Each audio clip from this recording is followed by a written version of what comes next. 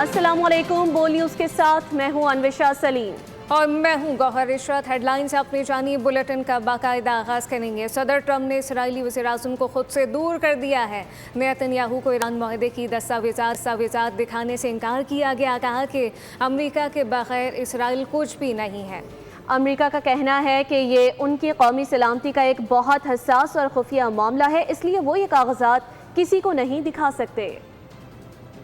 دستاویز خفیہ ہے، معاملہ حساس ہے، نیتن یاہو کے ساتھ شیئر نہیں کر سکتا۔ ٹرمپ کے دو ٹوک سخت جواب نے اسرائیلی وزیر اعظم کا پارا ہائی کر دیا۔ اسرائیلی میڈیا کے مطابق اسرائیل نے امریکہ سے باقاعدہ التجا کی تھی کہ انہیں ایران کے ساتھ ہونے والے معاہدے کی تفصیلات اور کاغذات دکھائی جائیں۔ امریکہ نے اسرائیل کی اس درخواست کو صاف مسترد کرتے ہوئے معاہدہ دکھانے سے بالکل انکار کر دیا۔ جواب دیا، امریکہ کے بغیر اسرائیل کچھ نہیں۔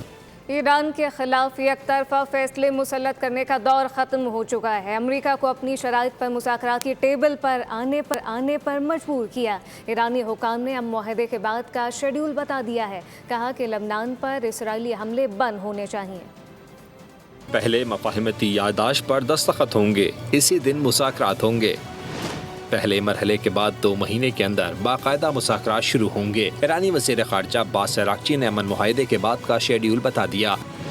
عراقچی کے مطابق مذاکرات میں جوہری مسئلہ اور پابندیوں کے خاتمے پر بات چیت شامل ہوگی۔ ایرانی اسپیکر باقر غالیباف کے مطابق اسرائیل کو لبنان کے مقبوضہ علاقوں سے انخلا کرنا ہوگا۔ جنوبی لبنان کے شہریوں کی اپنے گھروں کو واپسی ہونی چاہیے۔ برطانوی خبر رساں ادارے نے دعویٰ کیا کہ امریکہ اور ایران کے درمیان مجوزہ معاہدے میں 300 ارب ڈالر کا نجی سرمایہ کاری فنڈ بھی شامل ہے۔ ابتدائی طور پر 150 ارب ڈالر سے زائد کی سرمایہ کاری کی یقین دہانی بھی حاصل کر لی گئی ہے۔ فنڈ کا مقصد ایران میں توانائی، لاجسٹکس اور مینوفیکچرنگ کے شعبوں میں سرمایہ کاری کو فروغ دینا ہے۔ معاہدے پر دستخط کے بعد ایران کو تیل کی فروخت اور برآمدات بحال کرنے کی اجازت ملنے کا امکان ہے۔ خبر رساں ادارے کے مطابق پابندیوں میں رعایت بینکاری، ٹرانسپورٹ اور انشورنس خدمات پر بھی لاگو ہوگی۔ تمام سہولیات اور رعایتیں ایران کی جانب سے معاہدے کی شرائط پر عمل درآمد سے مشروط ہوں گی۔ 2 سال میں مشکل فیصلے کیے گئے، لیکن اب حکومت عوام کو ریلیف دینے کی پوزیشن میں آ چکی ہے۔ ٹیکس نہ دینے والوں کا بوجھ ٹیکس ادا کرنے والوں پر نہیں ڈالا گیا۔ وفاقی وزیر اطلاعات عطا اللہ طاہر کی وفاقی budget per on line briefing, کہا کہ مشکل حالات کے باوجود ریلیف پر مبنی بجٹ بنایا گیا ہے۔ تنخواہ دار طبقے، صنعت و ایکسپورٹر کو خصوصی طور پر ریلیف دیا گیا۔ سپر ٹیکس اور ایڈوانس ٹیکس ختم کر دیا گیا۔ مخالفین بھی بجٹ کی تعریف کر رہے ہیں۔ ہے پچھلے 2 سال کی، یہ بار بار وزیر اعظم کہتے رہے کہ جیسے گنجائش پیدا ہوگی ہم آپ کو ریلیف دیں گے۔ گنجائش باقاعدہ طور پہ بہت ایفرٹ کر کے پیدا کی گئی ہے اور ہوم گرون پلان کے تحت وہ پیدا کی گئی ہے۔ شہباز شریف صاحب کا ویژن یہ تھا کہ میں ٹیکس دینے والے پہ ٹیکس نہ دینے والے کا بوجھ نہیں ڈال سکتا۔ تمام لوگوں کی ڈیمانڈ تھی کہ ٹیکس کو کم کیا جائے، تنخواہ دار طبقے پہ ٹیکس کم کیا گیا، پوری دنیا اس کی تعریف کر رہی ہے۔ اس کے علاوہ ایک جو بہت اہم چیز کی گئی ہے ایکسپورٹرز کے لیے، ایک ایڈوانس ٹیکس تھا اس کو بالکل ختم کر دیا گیا، اور ایک سپر ٹیکس تھا۔ وزیر اعظم نے کہا تمام ایکسپورٹرز کا سپر ٹیکس آج سے ختم ہے۔ سپر ٹیکس بھی ختم، ایڈوانس ٹیکس بھی ختم۔ تنخواہ دار طبقہ، انڈسٹری، ایکسپورٹرز سب کو فائدہ دیا گیا ہے اس بجٹ کے اندر، اسی لیے مخالفین بھی تعریف کر رہے ہیں۔ یہ پازیٹیو بجٹ ہے، ریلیف کا بجٹ ہے، اور یہ اب ترقی اور خوشحالی کا آغاز ہو چکا۔ سندھ اسمبلی میں بجٹ اجلاس آج ہوگا۔ اسمبلی کے اطراف سیکیورٹی کے سخت ترین انتظامات کر دیے گئے ہیں۔ کلرک ایسوسی ایشن کی جانب سے احتجاج کی کال کے بعد پولیس نے کنٹینرز لگا کر راستوں کو بند کرنا شروع کر دیا ہے۔ گورنر ہاؤس کے قریب سے رپورٹ کر رہے ہیں محمد کاشان۔ جی کاشان، تفصیلاً آگاہ کیجیے گا۔ جس وقت گورنر ہاؤس کے قریب سے آپ کو رپورٹ کر رہا ہوں، آج سندھ اسمبلی میں جو ہے بجٹ سیشن بھی ہے، جبکہ ممکنہ احتجاج کے پیش نظر ریڈ زون کو جو سیکیورٹی سیٹ کر دی گئی ہے۔ اس وقت کیمرہ مین آپ کو مناظر دکھائیں گے کہ آرٹس کونسل سے گورنر ہاؤس جانے والا روڈ جو ہے وہ کنٹینر لگا کے مکمل طور پہ سیل کر دیا گیا ہے۔ پولیس کی بھاری نفری یہاں پر تعینات کر دی گئی ہے۔ پولیس حکام کا یہ بتانا ہے کہ ممکنہ احتجاج کے پیش نظر جو ہے وہ ریڈ زون کو جو ہے وہ سیل کیا جا رہا ہے، جبکہ دین محمد وفائی روڈ جو ہے اس کو بھی اب تک کچھ دیر میں جو ہے مکمل طور پہ سیل کر दिया जाएगा। और पुलिस का ये बताना है कि ऑल पाकिस्तान क्लर्क एसोसिएशन की जानिब से ये एहतजाज किया जा रहा है, जबकि दूसरी जानिब FTC के मकाम पर भी वाटर कैनन पहुंचा दिए गए हैं और गवर्नर हाउस के करीब, वज़ीर आला हाउस के करीब और प्रेस क्लब के तरफ के जो इलाके हैं यहाँ पर पुलिस की भारी नफरी तैनात कर दी गई है। जी काशान, बहुत शुक्रिया। अब ये जानिए कि बलूचिस्तान का 1100 अरब से ज़ायद का बजट आज पेश किया जाएगा। सूबाई वज़ीर ख़जाना मीर शुएब नौशरबानी बजट बलूचिस्तान असम्बली इजलास में पेश करेंगे। तरक्याती अखराजात का हजम 250 अरब से 300 अरब होने का इम्कान है। शोबा तालीम के लिए 160 अरब से ज़ायद और शोबा सेहत के लिए 85 अरब रुपए से ज़ायद की रकम मुतवक्के है। अमन व अमान के शोबे के लिए 100 अरब रुपए से ज़ायद मुख्तस किए जाने का इम्कान जाहिर किया जा रहा है, जबकि ज़राए के मुताबिक आइंदा माली साल बजट भी सरप्लस होने की तवक्को है। बजट में तालीम, सेहत, पानी के शोबों को तरजीह दी जा रही है। सरकारी मुलाजमीन की तनख्वाहों, पेंशन में इजाफा मुतवक्के है। मुल्की करंट अकाउंट में नुमायां बेहतरी, खसारे से निकलकर सरप्लस में आ गया। मई में करंट अकाउंट खाता 45 crore note 90 lakh dollar surplus record किया गया। स्टेट बैंक के मुताबिक पाकिस्तान ने मई में 5 अरब 60 करोड़ डॉलर का माल दुनिया से खरीदा, जबकि 2 अरब 30 करोड़ अरब का माल बेचा है। मई का तिजारती खसारा 3 अरब 30 करोड़ अरब डॉलर रहा। 11 माह में इंपोर्ट 54 अरब डॉलर और एक्सपोर्ट्स 29 अरब डॉलर रही। इस मुद्दत में तिजारती खसारा 24 अरब 30 करोड़ डॉलर रिकॉर्ड किया गया। मई में 4 अरब 20 करोड़ डॉलर की तरसीलात ज़र मौसूल हुई। 11 माह में तरसीलात ज़र 38 अरब डॉलर रिकॉर्ड हुई।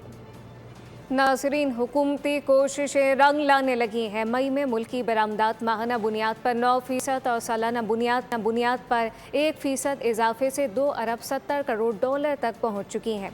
इस दौरान टेक्सटाइल बरामदात 1 अरब 64 करोड़ डॉलर रहीं, जो सालाना 7% और माहाना 11% जायद हैं। रवा माली साल के पहले 11 माह में बरामदात 27 अरब 90 करोड़ डॉलर रहीं, जो गुज़िश्ता साल के मुकाबले में 6% कम है। इस दौरान मजमूई दरामदात 62 अरब 90 करोड़ डॉलर तक पहुंच गई, जो सालाना बुनियाद पर 6% ज़्यादा है। इस मुद्दत में टेक्सटाइल बरामदात 16 अरब 67 करोड़ अरब डॉलर रहीं, जो गुज़िश्ता माली साल के मुकाबले में तकरीबन 2% ज़ायद हैं। सोलर पैनल इस्तेमाल करने वालों के लिए अच्छी खबर, हुकूमत ने मुल्क में ही सोलर पैनल्स और बैटरियां बनाने का बड़ा फैसला कर लिया है, जिससे दरामदात पर इन्हिसार ख़त्म होगा।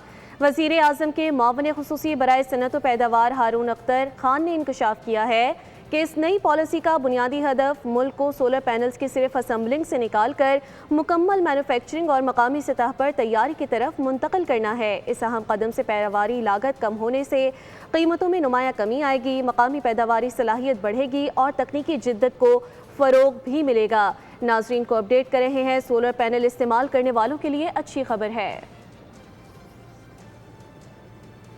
में ऐसी चीजें लेके आ रहे हैं जिसके अंदर कॉस्ट ऑफ प्रोडक्शन कम होगी और कॉस्ट ऑफ वॉल्यूम ज्यादा होगी, जिसकी वजह से हम एक्सपोर्ट कंपिटिटिव हो सकते हैं। Battery energy is another revolution. जिस तरह सोलर आया था, बट हम this time we are not going to make a mistake. Solar हमने सारा इंपोर्ट किया था, अब जो बैटरी सोलर के साथ अटैच होगी ताकि शाम को रात को भी आपके पास रिन्यूएबल एनर्जी आए, वो उसकी मैन्युफैक्चरिंग की हम फैसिलिटीज यहां लगा रहे हैं ताकि वो पूरी की पूरी बैटरी ना आए, बल्कि यहां पार्ट्स आए और यहां ना सिर्फ असेंबल हो बल्कि मैन्युफैक्चर भी हो। और अब मार्केट सेंटिमेंट की बात करेंगे। पाकिस्तान स्टॉक एक्सचेंज में कारोबार का आगाज मुस्बत ट्रेडिंग से हुआ है कि ऐसी 100 इंडेक्स 1,81,282 पॉइंट की सतह पर पहुंच गया।